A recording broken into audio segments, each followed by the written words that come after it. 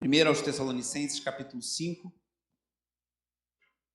a partir do versículo 12, diz assim a palavra do nosso Deus. Irmãos, pedimos que vocês tenham em grande apreço os que trabalham entre vocês, que os presidem no Senhor e os admoestam. Tenham essas pessoas em máxima consideração, com amor, por causa do trabalho que realizam. Vivam em paz uns com os outros. Também exortamos vocês, irmãos, a que admoestem os que vivem de forma desordenada, consolem os desanimados, amparem os fracos e sejam pacientes com todos. Tenham cuidado para que ninguém retribua aos outros mal por mal. Pelo contrário, procurem sempre o bem uns dos outros e o bem de todos. Estejam sempre alegres, orem sem cessar. Em tudo, deem graças, porque esta é a vontade de Deus para vocês em Cristo Jesus. Não apaguem o espírito, não desprezem as profecias, examinem todas as coisas, retenham o que é bom, abstenham-se de toda forma de mal. O mesmo Deus da paz os santifique em tudo, e que o espírito, a alma e o corpo de vocês sejam conservados íntegros e irrepreensíveis na vinda de nosso Senhor Jesus Cristo. Fiel é aquele que o chama, o qual também o fará. Irmãos, orem também por nós. Saúdem todos os irmãos com um beijo santo. Peço com insistência, em nome do Senhor, que esta carta seja lida para todos os irmãos. A graça de nosso Senhor Jesus Cristo esteja com vocês. Oremos. Pai amado e bendito, te louvamos, Senhor, pela tua presença, pelos louvores entoados, pelas orações, pela alegria de nos revermos, irmãos e irmãs queridas, por caminharmos juntos e podermos mais uma vez nos reunirmos para te adorar, para cultuar ao Senhor, para adorar ao Senhor. Abençoa tudo que faremos ainda nessa noite. Que teu nome seja glorificado em nosso meio, tua igreja edificada no poder do teu Espírito e que o teu santo evangelho pregado nessa noite possa gerar fruto a 30, 60, 100 por um, em nome de Jesus. Amém. Os irmãos podem sentar. Irmãos, estamos chegando hoje ao fim de uma jornada que durou alguns meses, em que falei sobre os meios de graça, que é um nome bonito para uma coisa muito simples. São as formas que Deus estabeleceu para edificar, fortalecer a sua igreja. E são basicamente a oração, a palavra, os sacramentos e alguns outros, como falei pela manhã, que nós encontramos alguns autores que defendem, como a reunião pública, como falei hoje de manhã, e outra pregação falei da oração coletiva, quando a igreja ora junto, e também outros elementos que nós podemos ver, mas basicamente oração, leitura, meditação, pregação da palavra de Deus, sacramentos e a comunhão dos santos. E hoje vou encerrar essa série que eu venho pregando de manhã, e vou encerrar, preguei alguns cultos à noite também, encerrando essa jornada sobre esse tema tão importante, pois precisamos ser nutridos por Deus da forma que Deus estabeleceu para nós. E se a nossa alma tiver realmente sede de Deus, como diz o salmista no Salmo 63, que a sua alma estava sedenta, seca, como um deserto com aquela terra bem áspera, assim, bem seca, e ele almejava por Deus, ou como o Salmo 42, que fala que como a corça anseia pelas águas, a minha alma tem sede de ti, ó Deus vivo. Se nós tivermos sede de Deus, se o Espírito Santo nos der essa graça, nós vamos almejar estar na presença de Deus, e isso faremos pela oração, pela palavra, pela comunhão, pela participação nos sacramentos. Eu já tive a alegria de ter 3 filhos que mamavam, né? O Daniel mamou até 2 anos e meio, a Raquel até uns 2 anos, e o João, quando chegou com 1 ano, começou a ficar um pouco mais agressivo assim, e a gente com medo dele machucar a mãe dele, achamos melhor ele parar de mamar, ele estava indo literalmente com muita sede ao pote, né? Ou ao peito da mãe, então a gente achou que poderia gerar algum problema, mas os 3 eram ávidos, e talvez você que tenha tido filhos pequenos, especialmente quem teve meninos, sabe que normalmente os meninos são ávidos, né? Eles mamam assim com uma fúria, e não foi diferente lá em casa. O Daniel até hoje come muito, irmãos. Às vezes a gente fica impressionado, né, vovó? Pode testificar, ele come muito, e não era diferente quando ele mamava no peito, e mamava muito. Então, quando você vê uma criança que está querendo mamar, você pode botar qualquer coisa na frente dele, que ele vai rosnar, vai rir, né? Não é assim? Rael ainda está nessa, né, Rafael? Então, sabe bem o que eu estou falando. Daiane está lá se esforçando, as mulheres receberam esse encargo do Senhor, belo, nobre, puxado, e aí quando o neném quer mamar, ele quer sugar o leite da mãe, não bota nada na frente, que ele vai vir com raiva. Aí a gente vê como o pecado já começa bem na tenra infância, né? Você vê como uma criancinha, bebezinho, já quando não faz o que ele quer, ele já manifesta que é pecador, assim como todos nós. E, de semelhante forma, assim como um bebê almeja o leite materno, quando nós desejamos a presença de Deus, o caminho para adentrarmos na presença de Deus, assim como um bebê suga com todo vigor seu leite materno, é nós buscarmos a Deus pela oração, pela palavra, pela participação nos sacramentos, na comunhão, como vimos até aqui. Hoje vai ser uma mensagem de fechamento, e eu quero lembrar, como tem citado com frequência, e não é aleatório, eu quero muito que a gente se interesse, penso em ano que vem a gente falar mais sobre isso, sobre catecismos e confissões que foram elaborados no período da Reforma e no período pós-Reforma, são documentos valiosíssimos que a igreja produziu. Numa aula de escola dominical, o Nelson falou sobre o catecismo de Heidelberg. Existem muitos documentos maravilhosos produzidos pela igreja, que hoje a igreja não dá a devida atenção, mas são fundamentais na formação de cristãos maduros e firmes no Senhor. E um desses documentos maravilhosos, que é a base, por exemplo, da Igreja Presbiteriana do Brasil, o Breve Catecismo de Westminster, afirma o seguinte, vou pedir ajuda ali para a nossa universitária, que ainda não é universitário. Na pergunta 88, ele diz assim: quais são os meios exteriores e ordinários? O que quer dizer com ordinário? Coisas que a gente faz no nosso dia a dia. Deus se move de forma extraordinária. Nós, como pentecostais, cremos bem nisso e oramos por isso. Mas há formas ordinárias, ou seja, que no dia a dia o Senhor usa para comunicar as bênçãos da redenção. E como é bem feito nos catecismos, isso é apresentado em forma de pergunta, e a resposta é: os meios exteriores e ordinários pelos quais Cristo nos comunica as bênçãos da redenção são as suas ordenanças, especialmente a palavra, os sacramentos e a oração, as quais todas se tornam eficazes aos eleitos para a salvação. Então você quer crescer na fé, você quer ficar firme no Senhor, você quer ter uma fé mais robusta, você quer estar mais firme para as dificuldades, você quer estar mais firme no Senhor diante dos desafios da vida, diante das tentações, como cantamos aqui, passamos por tentações, aquele belo hino que cantamos, tem uma estrofe que fala: se estás tentado, Deus te ajudará, sempre confiando, te libertará, as pisadas segue do teu Salvador, crendo em Deus prossegue, seja como for. Deus vai te guiar com sua forte mão, podes descansar na tribulação, seja a tua vida livre de pesar e em tristeza e lida, Deus vai te guiar. Você quer que Deus te guie? Você quer ficar fortalecido pelo Senhor? O caminho antigo, e é o mesmo para nós hoje, é o caminho da oração, da palavra de Deus, da comunhão com os santos. E uma outra pergunta, a seguinte, a pergunta 89, diz assim: como se torna a palavra eficaz para a salvação? Ou seja, eu preciso ler a Bíblia, eu preciso orar, eu preciso conhecer. O Espírito de Deus torna a leitura e especialmente a pregação da palavra meios eficazes para convencer e converter os pecadores, para os edificar em santidade e conforto por meio da fé para a salvação. Então nós precisamos da ação do Espírito Santo, iluminando as Escrituras através da pregação, da leitura, do estudo, para sermos fortalecidos no Senhor. E eu tenho uma convicção muito firme.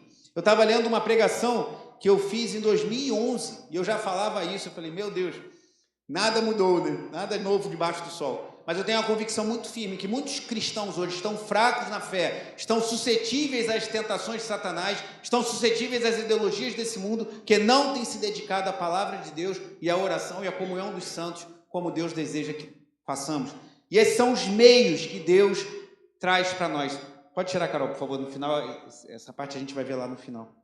Mas voltando aqui ao texto de 1 Tessalonicenses 5.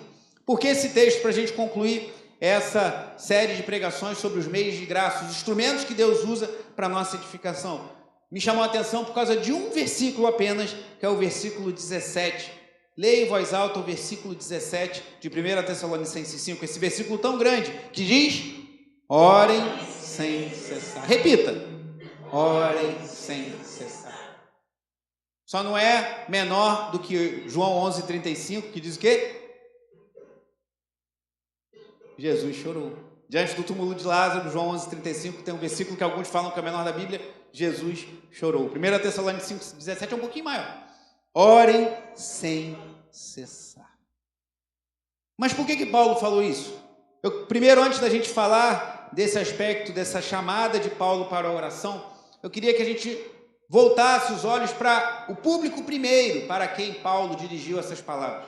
Talvez você pense: aquela igreja devia estar fraca. Aquela igreja devia ser uma igreja que não evangelizava, que não amava, que não tinha fé, e por isso que Paulo fala: orem sem cessar. Será que é isso? Então, primeiro a gente vai dar uma olhadinha em como era a igreja de Tessalônica. Depois a gente vai ver a chamada de Paulo para orarmos sem cessar. E depois a gente vai ver a importância desse chamado dentro do contexto do capítulo 5. Então, vamos olhar um pouco para essa igreja que foi fundada por Paulo em sua segunda viagem missionária, conforme o relato lá de Atos, capítulo 17. Paulo tinha um cuidado pastoral com as igrejas.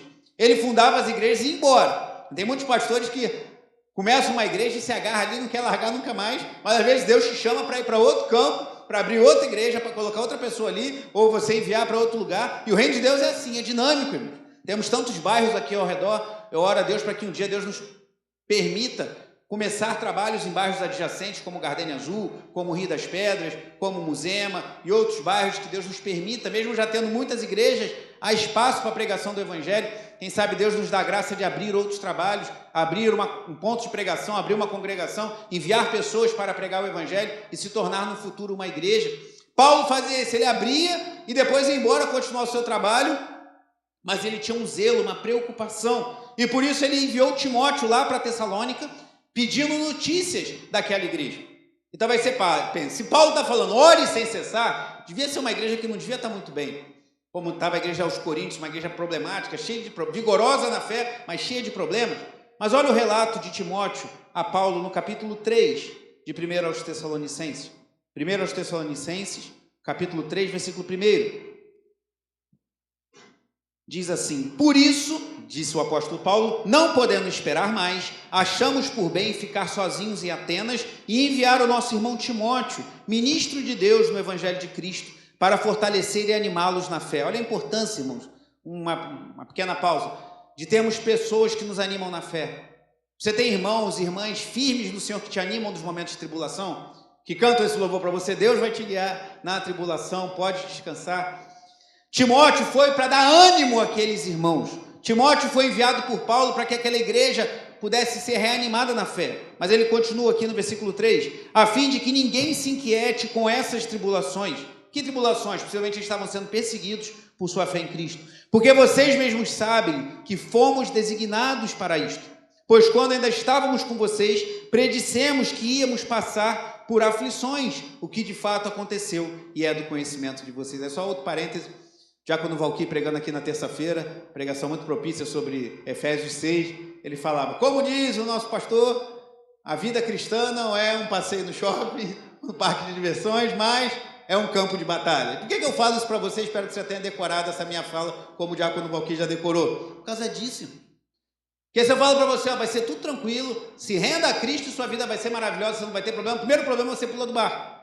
Então a gente precisa estar preparado, entrincheirado para as batalhas, fortalecido no Senhor, e quando Deus nos der um tempo de refrigério, pastos verdejantes e águas tranquilas, a gente, uau, estou um pouco tranquilo, que na vida de muitos não é o lugar comum, mas é exceção, mas estarmos preparados, e Paulo está preparando aqueles irmãos, então ele fala, predisse a vocês que íamos passar por aflições, e no versículo 5 foi o que ele diz, foi por isso que já não me sendo possível continuar esperando, Paulo estava angustiado, querendo saber notícias, mandei perguntar a respeito da fé que vocês têm, temendo que fossem provados pelo tentador e o nosso trabalho se tornasse inútil. Olha como esse versículo revela o coração pastoral do apóstolo Paulo.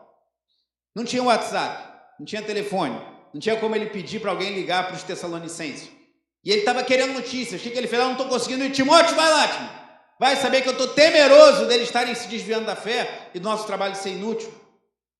Mas olha o que Timóteo diz quando volta, versículo 6. Agora, porém, com o regresso de Timóteo vindo do meio de vocês, trazendo-nos o quê? A respeito do quê?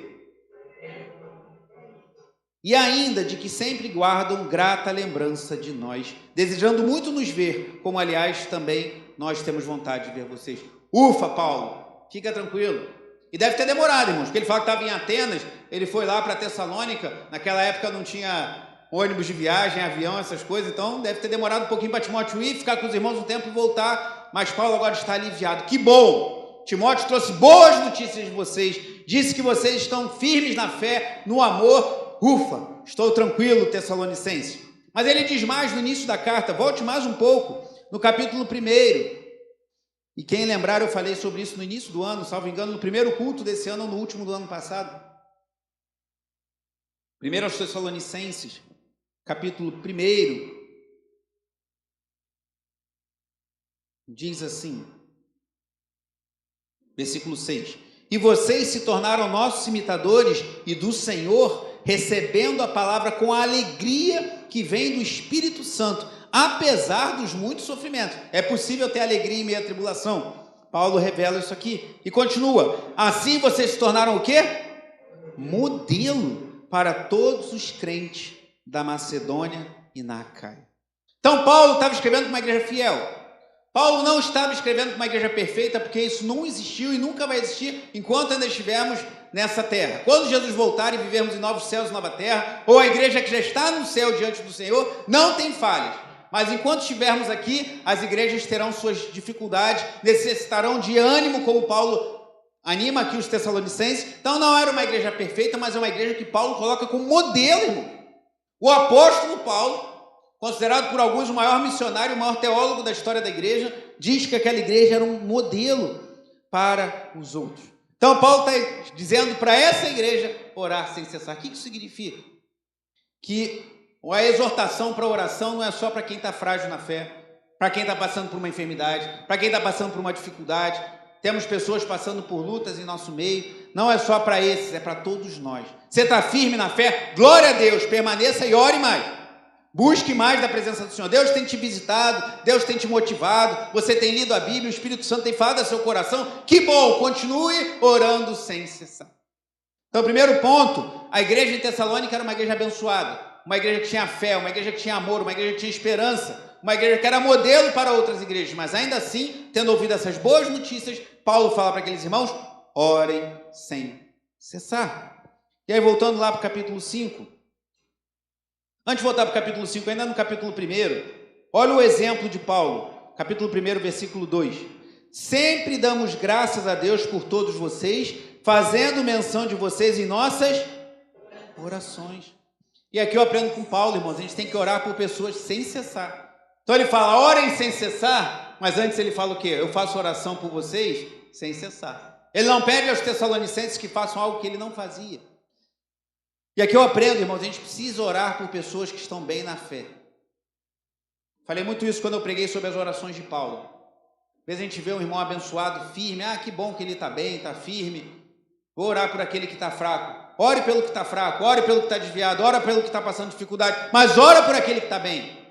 Ore por irmão que vai ministrar o louvor, ore pelos diáconos, ore pelo pastor, ore pelas lideranças da igreja, ore por pessoas que são referência para você em oração. Elas também precisam das suas intercessões, das suas orações, e Paulo entendia isso. Aquela igreja é uma bênção, mas eu não cesso de orar a Deus por vocês. E avançando mais um pouco, Paulo também tinha humildade, não só para dizer que ele orava pelos Tessalonicenses, mas em pedir oração, aí sim, capítulo 5, mas no versículo 25, ele diz assim, leia comigo o versículo 25 do capítulo 5, também é curtinho. Irmãos, orem também por nós. Se Paulo pediu oração, não tenha vergonha de pedir também. Não seja como alguém disse, um crente 6 horas. Ah, 6 horas por mim, você não ora também, você tem que orar. Nós temos que orar, não é o crente 6 horas. 6 horas por mim, eu vou viver minha vida. Não, temos que orar por nós, orar por nossas famílias, mas não há problema nenhum em você pedir oração, você clamar ao Senhor, que Deus abençoe sua vida, que Deus abençoe sua família, que Deus abençoe seus caminhos, que Deus abençoe os propósitos e cumpra os propósitos dele para a sua existência. Então, Paulo orava pelos Tessalonicenses sem cessar, Paulo fala para eles orarem sem cessar e ele pede oração também para aqueles irmãos. Mas primeiro vimos Tessalônica, vamos ver esse pequeno versículo, 1 Tessalonicenses 5,17, diz apenas isso, orem sem cessar. E abrindo um pouco, destrinchando, nem destrinchando, né, mas falando um pouco além até do que diz esse versículo, nessa série de mensagens sobre os meios de graça, falamos muito sobre oração, sobre palavras de Deus, que a gente precisa ter uma vida intensa de devoção a Deus. A gente precisa ler a palavra de Deus, a gente precisa estudar a palavra de Deus, a gente precisa conhecer a palavra de Deus, a gente precisa conhecer Deus em oração. E é isso que Paulo fala para aquela igreja fiel, abençoada. Orem sem cessar. No dia bom, orem. No dia mau, orem. No dia da tribulação, da angústia, orem. No dia da dificuldade, que você pensa que não vai ter jeito, ora. No dia que estiver tudo bem, céu de brigadeiro, águas tranquilas, ore também. Ore sem cessar. E o terceiro e último ponto, eu queria pensar um pouco com os irmãos como essa ordenança de Paulo capacita-nos para fazer as outras ordenanças que estão aqui no em parte do capítulo 5. Olha o que ele diz aqui, aplicação disso, versículo 12. Irmãos, pedimos que vocês tenham em grande apreço os que trabalham entre vocês, os que os presidem no Senhor e os admoestam. Tenham essas pessoas em máxima consideração com amor por causa do trabalho que realizam. Então, a primeira coisa, a gente deve honrar as lideranças. Eu confesso que eu tenho um pouco de dificuldade com esses versículos desde que eu me tornei pastor, porque parece que você está puxando a brasa para o seu lado. Mas está na Bíblia, eu tenho que pregar, então estou cumprindo a minha obrigação. Mas tenha em máxima consideração. Irmãos, o ministério é pesado. É que assim, eu tenho uma aversão à cultura do vitimismo da nossa sociedade. A nossa sociedade é muito vitimista. Todo mundo se sente pior, a pessoa mais sofredora do mundo. Minha vida é muito difícil. Eu sofro muito. Então, como eu tenho aversão a isso, né, Nelson? Eu detesto esse discurso. Então, você raramente me vê falando, gente, é difícil, o ministério é puxado. Mas não deixa de ser, irmão. E aí, a nossa denominação abençoada, o pastor ainda administra as finanças da igreja, que é uma coisa que eu tenho minhas ressalvas, mas é o que tem para hoje, vamos dar glórias e aleluias. Mas é fardo, irmão, você tem que lidar com pessoas, você tem que liderar, você tem que tomar decisões, você tem que agir, você tem que fazer um monte de coisa. Há um fardo, então é necessário que haja a oração da igreja em prol da sua liderança, irmãos. A gente precisa da direção do Espírito Santo, a gente precisa da graça do Senhor. O ministério é pesado, tem horas que a gente ouve tanta coisa, a gente participa de tanto sofrimento, irmãos. A gente precisa ser fortalecido no Senhor para conseguir levar um alento para aquele que sofre. Tem muitas coisas que eu, como pastor, não participo da igreja para não expor, e não vou participar mesmo. Mas há muito sofrimento em nosso meio que talvez você não tenha nem noção do que pessoas estão vivendo. Mas eu tenho que saber. E os sepultamentos, esse ano, até brinquei com alguém, meu Deus, acho que eu vou ter cartão, se tivesse cartão fidelidade de cemitério, eu estaria com o meu quase completo, porque esse ano, misericórdia. Que ano desafiador no que tange a perdermos pessoas amadas e próximas, e não foram poucas, e não eram distantes. É o desafio, irmãos. Então, ore pela sua liderança, clame ao Senhor que nos dê graça. Então, quando Paulo fala orem sem cessar e diz para você ter em máxima consideração, eu creio que está intimamente, organicamente vinculado. Ainda no versículo 13 ele diz, vivam em paz uns com os outros. Irmãos, a vida de oração nos capacita a viver em paz com as pessoas. Tem hora que a gente perde a paciência, tem hora que o sangue ferve. Então, uma vida intensa de oração nos capacita a viver melhor os nossos relacionamentos, pois como ouvimos também na terça-feira, na pregação do diácono Valquir, o diabo, ele foca muito nos relacionamentos. Todo mundo lembra de Efésios 6, mas como bem disse o Valquir na terça-feira, esquecem às vezes do capítulo 5, que Paulo fala no versículo 21, sujeitai-vos uns aos outros no temor de Cristo, e fala do relacionamento de marido e mulher, mulher e marido, pais e filhos, servos e senhores, que é o diabo, ele vem com fúria nos relacionamentos. Então, para vivermos em paz uns com os outros, seja no âmbito familiar, de igreja, de trabalho, precisamos orar sem cessar. Versículo 14, também exortamos vocês, irmãos, que admoestem os que vivem de forma desordenada, consolem os desanimados, amparem os fracos e sejam pacientes com todos. Isso aqui é tão importante na vida da igreja, irmão, e precisa ser regado em oração. Você admoestar os que vivem de forma desordenada, corrigir pessoas que estão andando por um caminho perigoso, você em amor falar, irmão, sai desse caminho, que isso não vai acabar bem. Amparar os fracos, ser paciente, irmãos, como precisamos, por vezes, de paciência. Outro dia alguém falou para mim, pastor, você é muito calmo. Eu falei, mas a minha esposa diz que não é bom me ver nervoso. Ela está falando isso, só deve ter o motivo dela. Mas a gente precisa ter paciência, irmãos. Paciência. E quando a gente busca a presença do Senhor, o Senhor, às vezes, quando você está na presença do Senhor, Deus te deixa numa calma, que coisas que, às vezes, no outro momento te deixam muito nervoso, naquela hora, você deixa para lá. Então, cheios do Espírito Santo, orando sem cessar, a gente ter capacidade para ter paciência para com todos, como Paulo nos ordena aqui. Versículo 15, tenham cuidado para que ninguém retribua aos outros mal por mal, pelo contrário, procurem sempre o bem uns dos outros e o bem de todos. Irmão, isso aqui é muito sobrenatural, né? Às vezes você tem que sofrer um prejuízo pelo bem do outro, a gente precisa orar sem cessar para viver isso aqui, irmão. Para abrir mão dos seus direitos, abrir mão dos seus privilégios. Cantamos há pouco, abriu mão da sua glória, o hino cristológico de Filipenses 2. Jesus abriu mão da sua glória e veio para nós. Ele é o nosso maior exemplo. Então tem hora que você vai ter que abrir mão de direitos, abrir mão de privilégios por amor ao próximo, para que o outro viva o bem e você retorne com bem e não com mal. Como isso é importante na vida da igreja, irmão. Quando alguém pisar no teu calo e você pisou no teu calo e você deu a outra face, como Jesus ordena. Você assumir a ofensa, você respirar fundo, você engolir e falar, não, eu vou glorificar o Senhor, não vou retribuir o bem, o mal com o mal, mas sim com o bem. Versículo 16, estejam sempre alegres. Irmãos, Paulo fala de uma alegria que transcende as coisas desse mundo. E a gente só vive essa alegria se a gente estiver na presença do Senhor. Então, orando sem cessar, a gente consegue experimentar alegria em momentos de grande dor e dificuldade que enfrentamos. Pulando 17, 18. Em tudo deem graças, porque esta é a vontade de vocês em Cristo Jesus. Uma vida de gratidão. Não tem como termos uma vida de gratidão se não tivermos uma vida de oração. Que a nossa carne, ela vai fazer com que a gente olhe para o que não presta, para que a gente reclame com Deus, para a gente murmurar. Mas ele fala, não, seja grato, em tudo dê graças. Então ore sem cessar para Deus te dar um espírito de gratidão e você cumprir isso que Paulo diz aqui. Versículo 19, não apaguem o espírito, não desprezem as profecias, examinem todas as coisas, retenham o que é bom.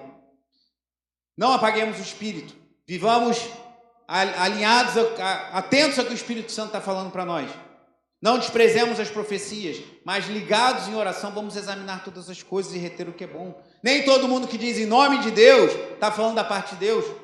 Tem muita gente ingênua, que se alguém falar, Deus me disse, a pessoa acha que necessariamente é da parte de Deus. A Bíblia nos mostra que não é assim.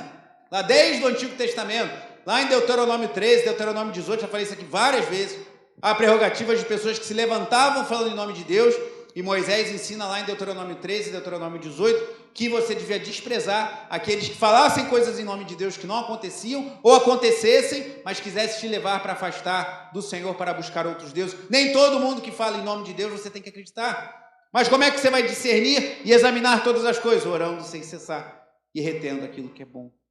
Não seja incrédulo, eu creio que Deus usa pessoas para falar conosco, mas não seja ingênuo, nem incrédulo, nem ingênuo. E em oração o Espírito Santo te dá esse discernimento. Seguindo, abstenham-se de toda forma de mal. O mesmo Deus da paz os santifique em tudo, e que o espírito, a alma e o corpo de vocês sejam conservados íntegros e irrepreensíveis na vinda de nosso Senhor Jesus Cristo. Fiel é aquele que o chama, o qual também o fará. Para nos abstermos do mal e para termos todo o nosso corpo. Quando ele fala aqui de espírito, alma e corpo, aqui não é uma teologia do ser humano, querendo dizer que somos separados em três partes. O homem é um ser integral. O que nos separa é a morte, que é um acidente na criação de Deus, né? Algo que acontece, não um acidente, mas algo que veio por causa do pecado, e aí separa o espírito do corpo. Mas nós somos um ser integral. O que Paulo está falando é que é para nos santificarmos e tudo. Para isso precisamos orar sem cessar. Para nos abstermos do mal precisamos orar sem cessar. Se você estiver ligado com Deus, se você estiver orando atento à voz do Espírito Santo, conhecendo a palavra de Deus, quando o mal quiser te pegar, você vai, opa. Talvez você tenha que fazer como José, sair correndo da casa de Potifar para fugir da mulher dele. Não se exponha à tentação, mas você vai ter discernimento e vai se abster de toda forma do mal. Então, qual é a fala de Paulo? Orem sem cessar. Mas concluindo essa série, irmãos, como tem falado, mês de graça diz respeito não somente à oração, mas também à palavra, à comunhão, à participação nos sacramentos. Eu queria concluir essa mensagem e essa série com 8 dicas valiosas que eu aprendi com um dos maiores teólogos dos nossos dias, um dos maiores exegetas, que é quem estuda as Escrituras, um dos maiores conhecedores da Bíblia, um dos maiores escritores evangélicos, de quem eu mesmo fiquei surpreso quando li esse livro dele, chamado A uma Reforma Espiritual. Seu nome é D.A. Carson, uma das mentes mais brilhantes do evangelicalismo atual, um teólogo norte-americano, já um senhor de idade, com excelentes livros pesados, densos, mas ele tem esse livrinho sobre oração, que é uma preciosidade. E nesse livro ele diz que aprendeu sobre a oração de 2 formas. Pela palavra de Deus, que é a forma mais importante, e olhando exemplos de outras pessoas. E ele deixa 8 dicas para termos uma vida mais intensa de oração. Eu aprendo com D.A. Carson que a gente pode conhecer a palavra, conhecer a doutrina, conhecer as línguas originais, mas precisamos conhecer a Deus em oração também. Uma coisa não invalida a outra. Eu vou pedir ajuda ali da nossa quase universitária. Já falei isso em mensagens anteriores, eu dei uma introdução, mas hoje eu quero falar as 8 dicas que o Dia Carson apresenta para nós.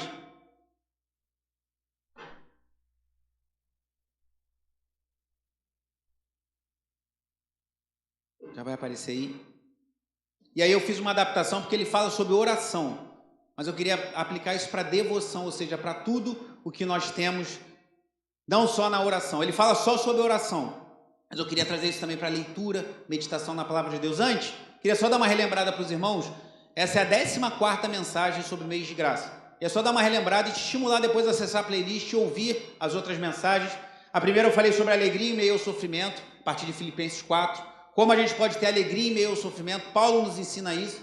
Eu falei nessa mensagem introdutória.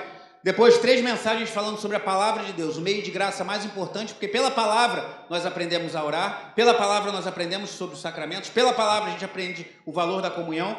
Então, a palavra de Deus, o bem-aventurado é a lei do Senhor, Salmo 1, e a palavra transmitida dos pais aos filhos, a importância da gente transmitir a palavra de Deus aos nossos filhos.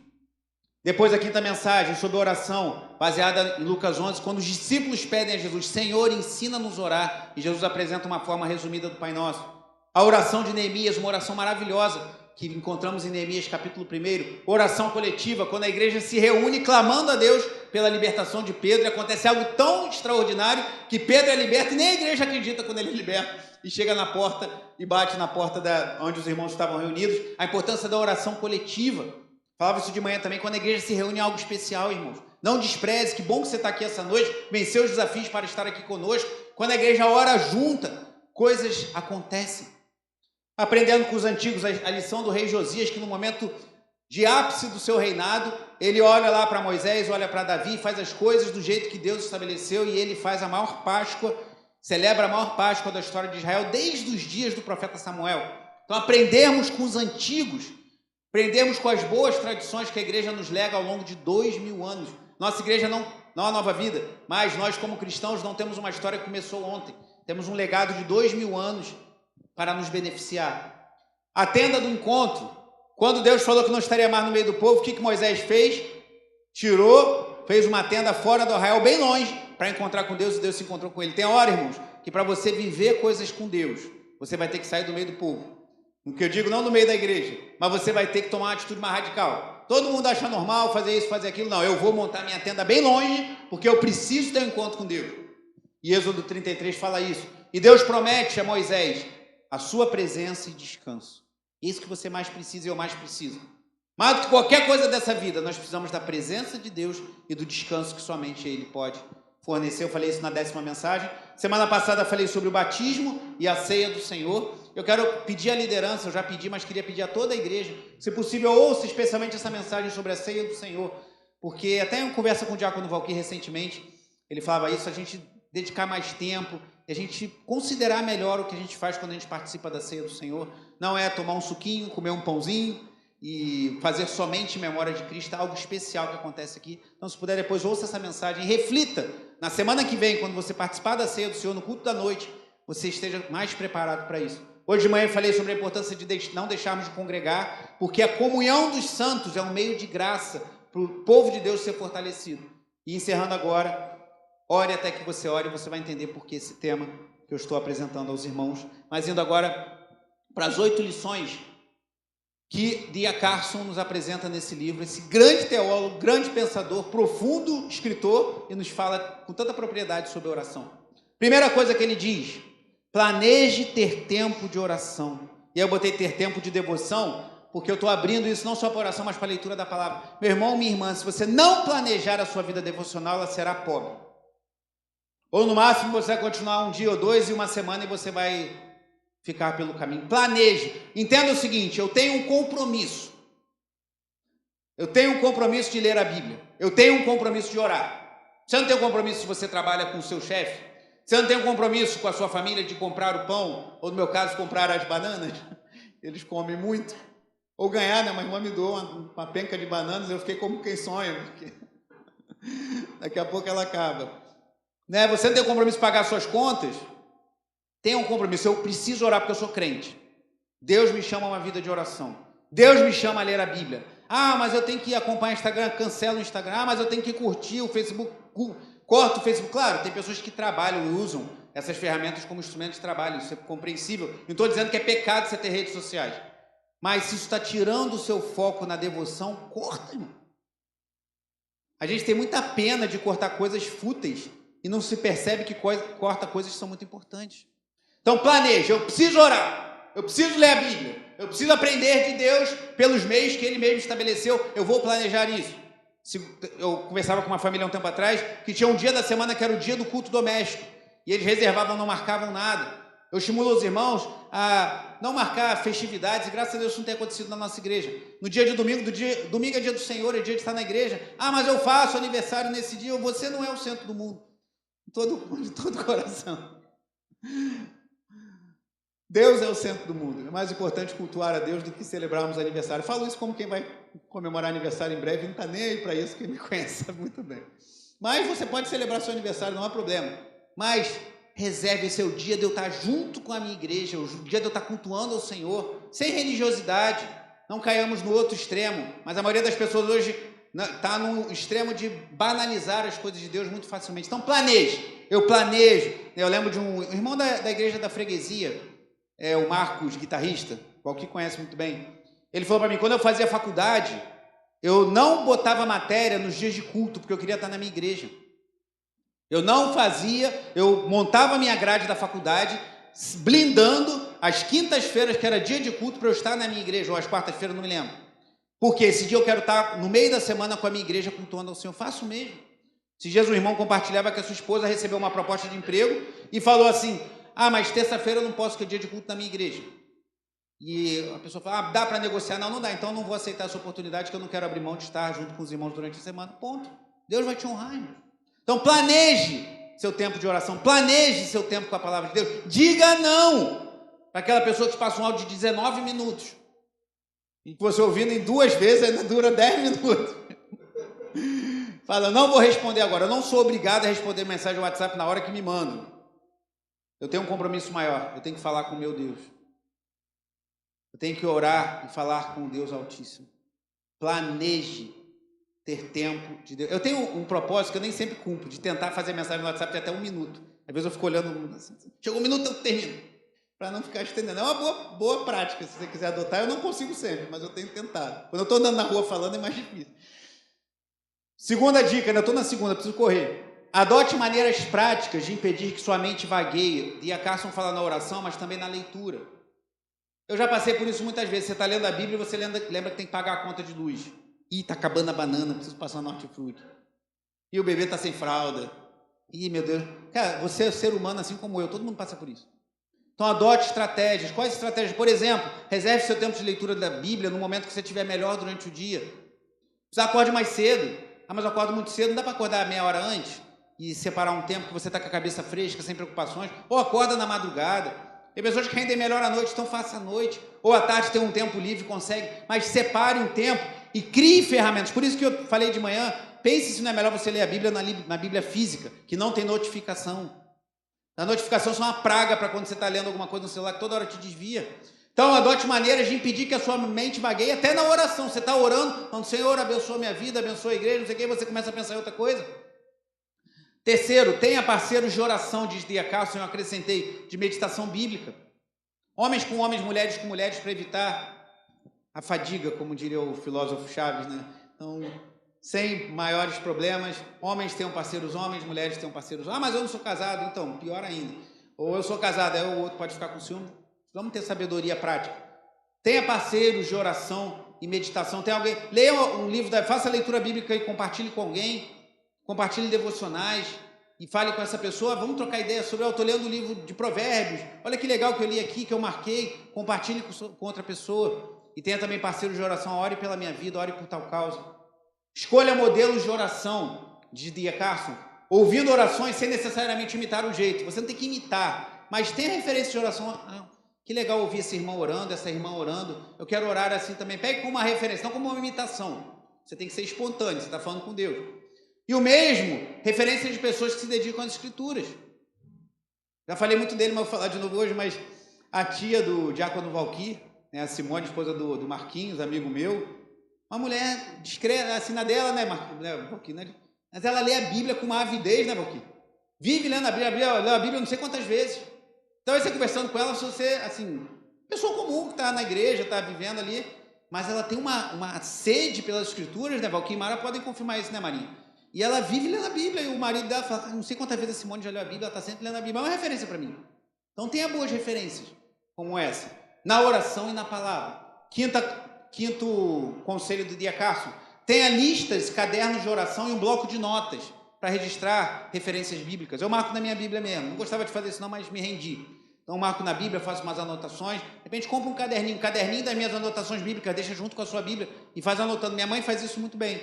Ela tem esse hábito, e às vezes ela fala para mim, achei uma anotação de uma pregação que você fez lá não sei onde sobre esse texto. Eu falei, meu Deus, eu repeti a pregação, descobriu, eu não consegui esconder. A mãe sabe de tudo, né? Mas acontece, pregador repete pregação. Então, assim, tem um caderninho, anote lá os seus comentários, anote o que te chamou a atenção. Eu preguei ontem no jejum sobre um versículo, na verdade, 30% de um versículo do Salmo 101 que explodiu no meu coração essa semana. Quando Davi fala, Senhor, quando virás ao meu encontro? Cara, como isso explodiu na minha alma. Então, eu preciso marcar isso e registrar. E também tem a caderno de oração. Não é pecado você chegar para o Espírito Santo com uma lista. Não é pecado. O Espírito Santo vai falar, você não decorou. Somos seres humanos, esquecemos as coisas. Sexto, combine louvor, confissão e intercessão em suas orações. De vez em quando faz uma avaliação das suas orações. Minha oração só tem intercessão. Eu dobro o joelho e começo a falar, Senhor, abençoa a minha família, me dá dinheiro para pagar as contas, faz isso. Não tem problema. Jesus nos ensinou a pedir o pão de cada dia, o livramento das tentações, mas só tem isso. Não tem louvor, não tem adoração, não tem confissão de pecados. Não tem aquela hora que você fala, Senhor, vacilei, falei demais, deixei a carne, desci da cruz. Não tem gente que fala, desci da cruz, me perdoa.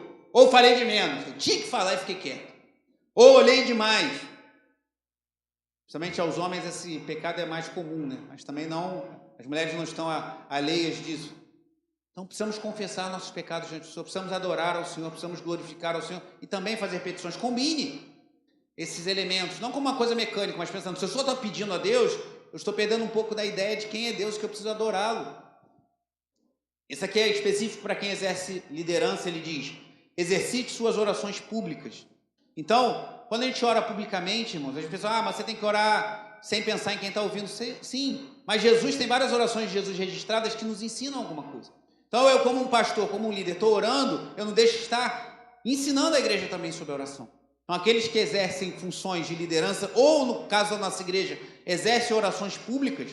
Eu gosto de chamar irmãos para orar, eu chamei o diácono Giovanni para orar pelas ofertas, a Isabela orou pelas crianças, às vezes chama alguém, o Luciano orou na abertura do culto.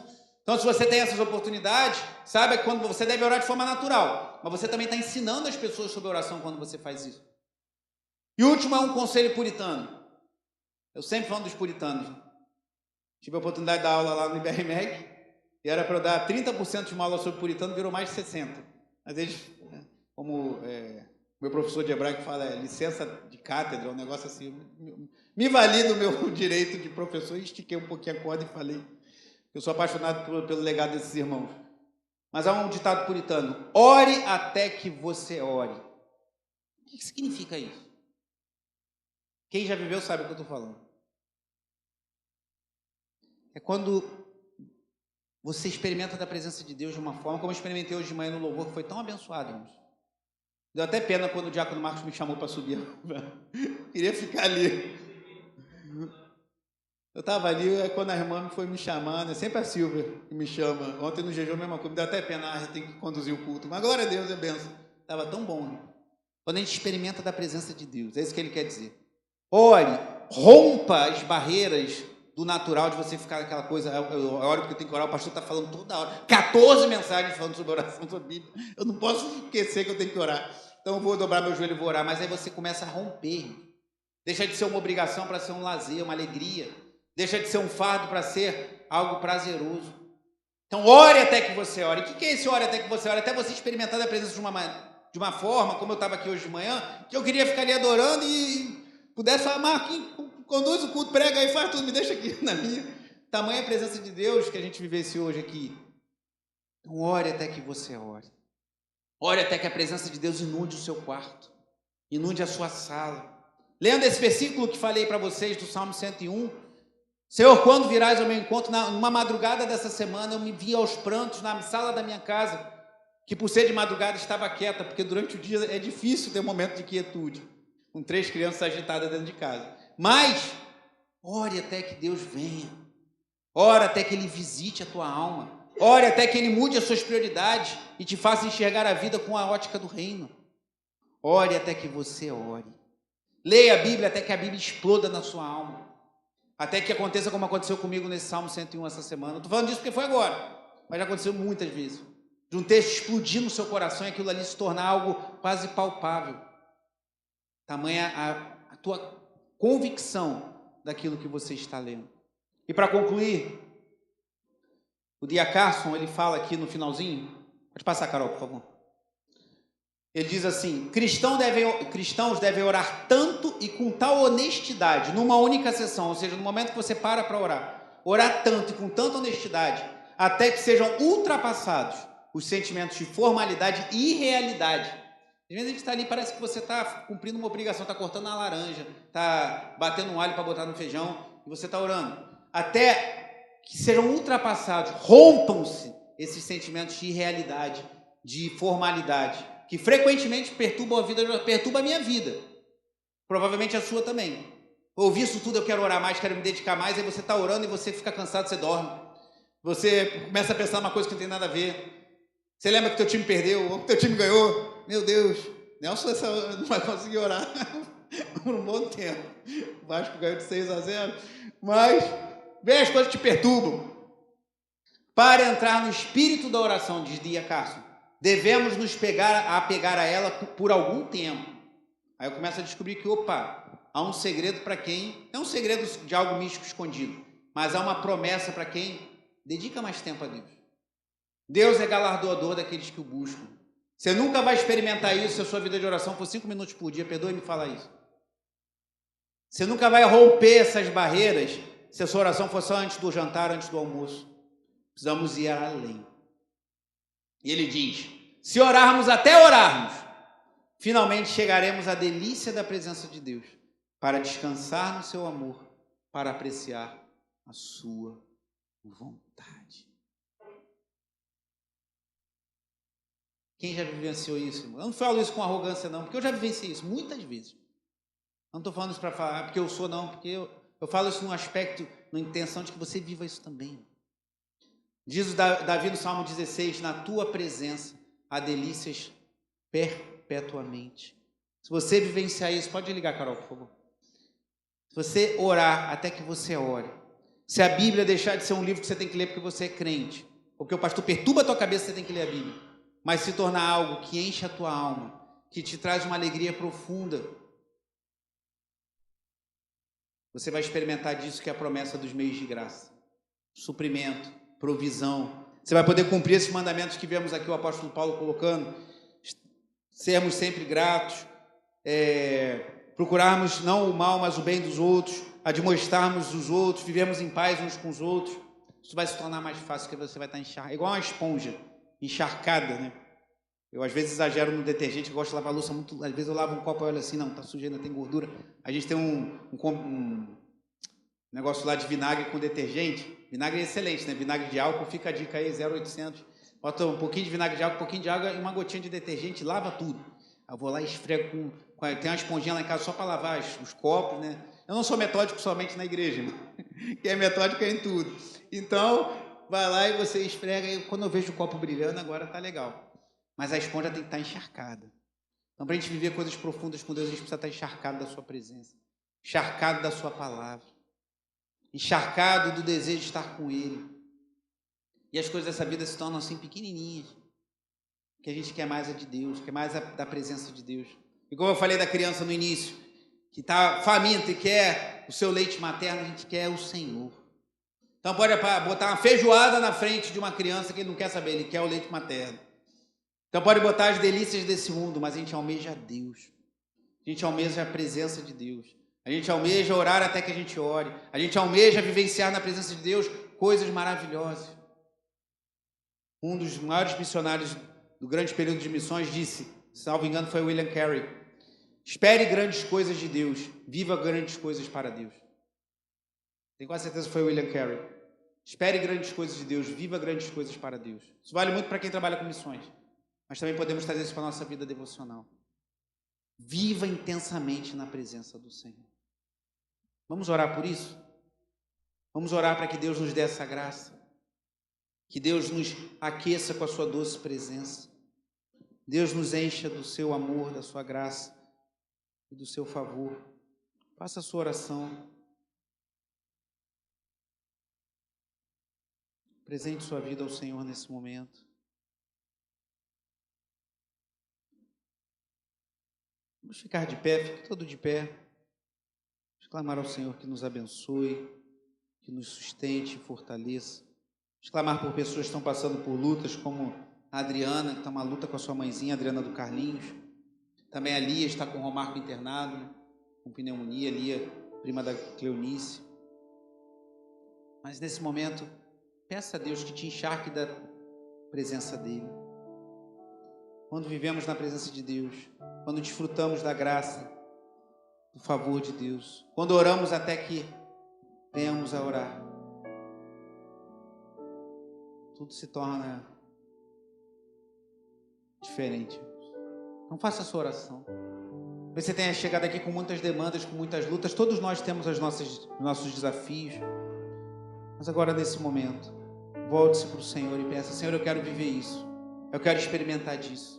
Quero viver isso que eu sei que se eu perguntar para aquele irmão, para aquela irmã, para aquela outra lá, para aquela ali que estava hoje de manhã na igreja, se eu perguntar, ela já viveu isso. Ele já viveu isso. Peça ao Senhor. Peça a Deus que te dê dessa graça. E pense no que falei aqui.